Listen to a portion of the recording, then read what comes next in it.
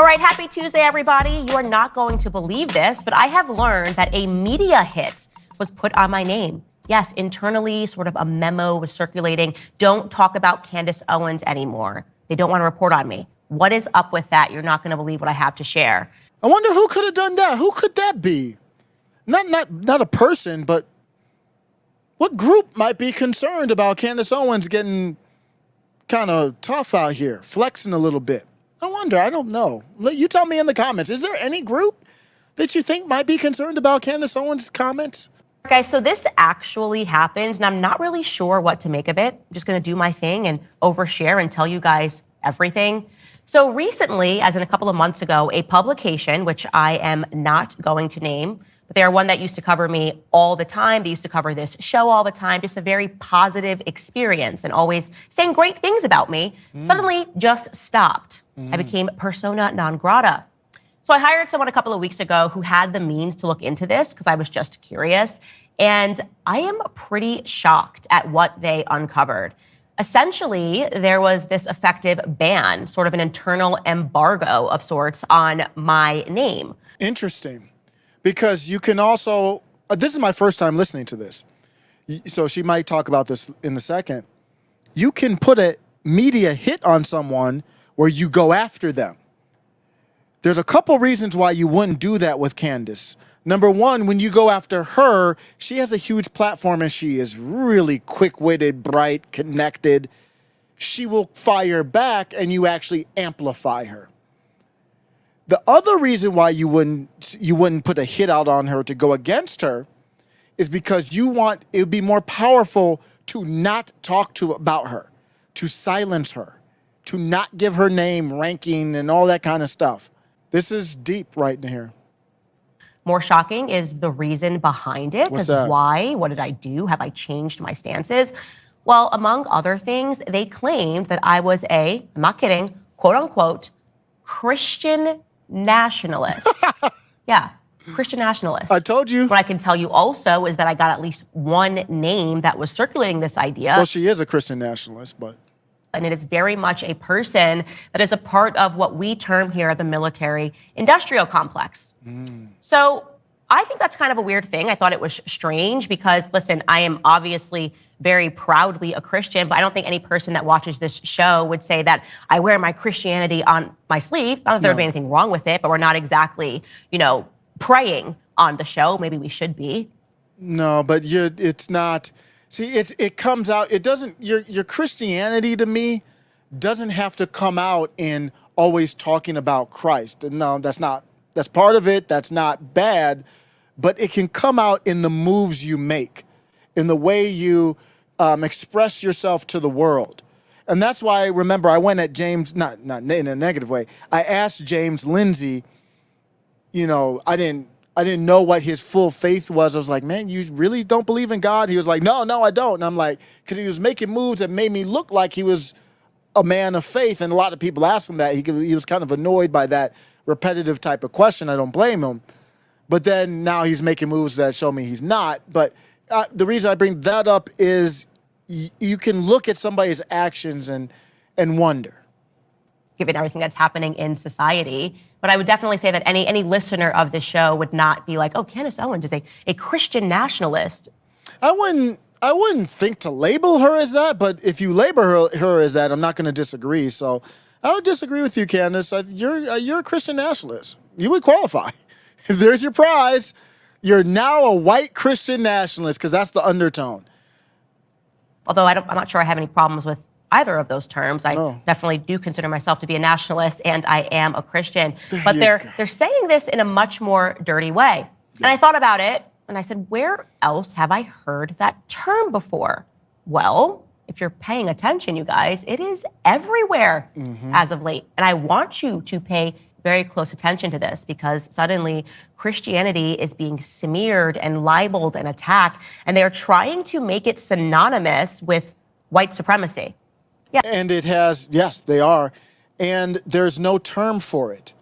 So if you say something that it doesn't matter if it's true or not, she said something on X that was true. And she didn't even, I don't think she even named the J team. And some people came into her mentions, a lot of people called her anti-Sem.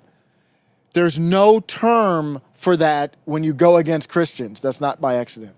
Yeah, check this out.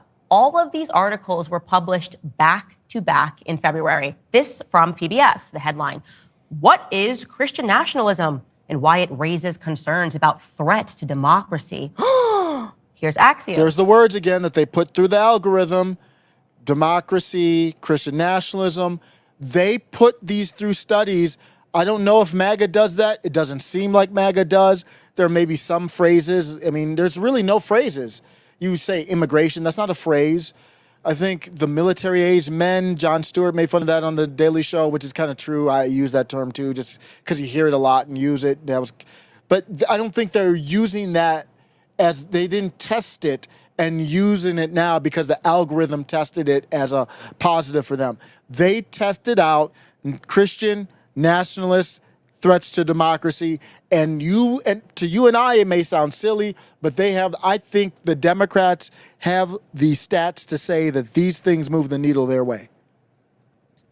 Poll most Americans cool to Christian nationalism as its influence grows. Oh, really? We're conducting polls and we're saying that Christian nationalism is influential?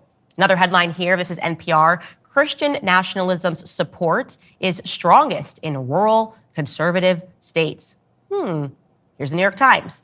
4 ways of looking at Christian nationalism. So again, just to be clear, all of these publications and these headlines came out within the last month. And you're probably going to believe this, but it's also getting the Hollywood spin. It must get the Hollywood treatment. Once the propaganda goes out, it's gotta, of course, now appear on our screen. Somebody has to go deep into it to examine the crisis. And the man for the job is apparently Rob Reiner. Yeah, he is directing a new documentary, and it's called God and Country, which puts Christian nationalism in America under the spotlight. And so he's doing a tour to promote this new documentary. And he visited, of course, Christiane Amanpour, because she's the #1 state journalist over at CNN. And here's what he had to say. Take a listen. Rob Reiner, welcome to the program. Thanks for having me. What inspired you to do God and Country about Christian nationalism as a documentary? Because obviously you're really, really, really well known for your fantastic films.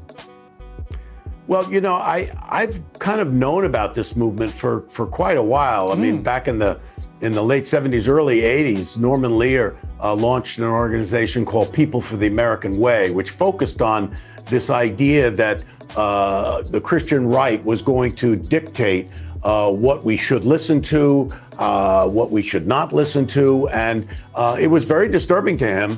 And as time went by, I saw this movement grow, but I didn't realize how powerful it was and how well organized and well funded it was until I read this book called The Power Worshippers by Catherine Stewart. And I then realized that this has taken root far more deeply than I had ever thought.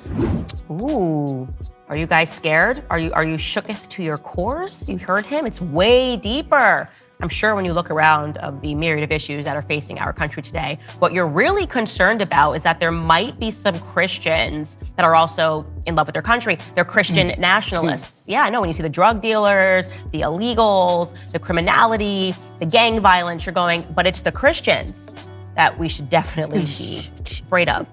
So what is this actually? Yeah, and so they're going after her and smearing her as a Christian nationalist. They're coming for all of us, and that's clear, it's evident. It is funny to see because they're clumsy in their attempts, but I am very optimistic, just from the standpoint of seeing Candace Owens stand up how she is. I think that's going to encourage a lot of other people. Officer Tatum, of course, who's cool with her, stands up all the time too.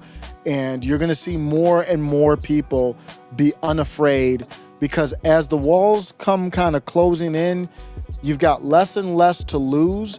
And for me, I got 2 young kids, and I'm not going to let them on their way without me trying to do something to right this ship. Because they talk to me, they ask me about God all the time. My youngest asked me he said something about, does God do number 2? Because I think they were talking about the rain being God doing number one or something like that. I don't know, man. But he's just a kid, so they're asking him like, "Where's God? Is God?" All those different type of questions. And I'd be damned if they grow up and they love their country. Hopefully, I'm not going to make them do anything. Hopefully, they love their country. Hopefully, they're Christian, God-fearing, Christ is King, and hopefully that they have a country that doesn't hate them because of it. Middle MAGA.